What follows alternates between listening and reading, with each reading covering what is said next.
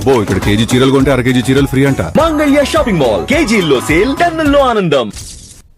డిక్లరేషన్ల పేరిట youth declaration, విద్యార్థి declaration, ఈ డిక్లరేషను, ఆ డిక్లరేషను అని బిల్డప్ ఇచ్చి ఢిల్లీ నుంచి పెద్దవాళ్ళని తీసుకొచ్చి కూడా మీటింగ్లు పెట్టి ప్రచారంతో ఊదరగొట్టారు. సరే, ఆ సభలు పనికిమాలిన చెత్త సభలు అనుకున్నా, వాళ్ళు పెట్టిన సభలు కేవలం ఓట్ల మాయ కోసం చేసిన సభలు అనుకున్నా, చట్టసభల కన్నా గౌరవం ఉండాలి కదా. మీ చెత్త సభల్లో పెట్టిన వాటికి ఎట్లాగో హామీలకు దిక్కులేదు, కానీ చట్టసభల్లో పెట్టిన క్యాలెండర్ కూడా దిక్కు లేకపోతే మరి వాళ్ళ ఏ రకంగా ఈ రాష్ట్రంలోని యువత మరి ఈ ప్రభుత్వాలను విశ్వసించాలి? ఇక్కడ పిల్లలు ఆత్మహత్య యత్నానికి పాల్పడుతుంటే మీరు ఎక్కడ ఉన్నారు రాహుల్ గాంధీ అని అడుగుతా ఉన్నా. ఎందుకు రారు మీరు? హైదరాబాద్కి ఎందుకు రారు? మీరు ఇక్కడ నామినేట్ చేసిన ముఖ్యమంత్రి, మీ కాంగ్రెస్ పార్టీ నామినేట్ చేసిన ముఖ్యమంత్రి ఎండ్రిన్ దాగి చావండి అంటుంటే ఎందుకు మీరు ఉలకరు పలకరు?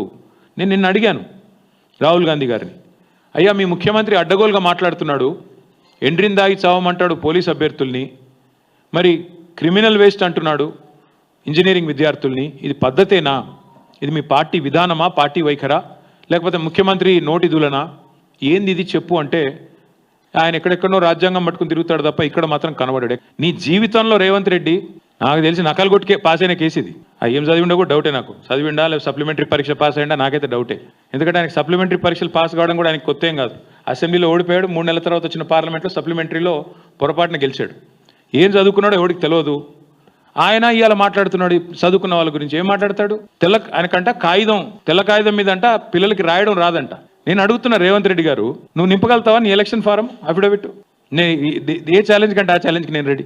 నీ ఎలక్షన్ అఫిడవిట్ నింపరా అయ్యా, నువ్వు చూస్తా నీకేం చదవచ్చో ఏమొచ్చో నేను కూడా చూస్తాను. నకలు కొట్టి పాస్ అయినవి గోడల మీ సున్నలు వేసుకుని బతికినోడివి నీకే ఇంత ఉంటే మరి పిల్లలకి ఎంత ఉండాలా? ఇవాళ ఎవరయ్యా కట్టేది? ఇవాళ ముఖ్యమంత్రి గారు రైమని తిరుగుతున్న ఫ్లైఓవర్లు కట్టింది ఎవరు? ఇంజనీర్లు కాదా? హైదరాబాద్లో 42 ఫ్లైఓవర్లు కట్టింది ఎవరు? ముఖ్యమంత్రి కూర్చుంటున్న సచివాలయ భవనం కట్టింది ఎవరు? తెలంగాణ ఇంజనీర్లు కాదా? రేవంత్ రెడ్డి గారికి నేను చెప్పేది ఒకటే, ఈ ఇంజనీరింగ్ విద్యార్థుల కట్టడాలు తెలుసు, మీకు సమాధి కట్టడం కూడా తెలుసు. మీ పార్టీకి, మీ అంటే ఆయనకి కాదు, మళ్ళీ మీరు వేరే అనుకున్నారు. మీ పార్టీకి సమాధి కట్టడం కూడా ఆ పిల్లలే తప్పకుండా చేసి చూపెడతారు.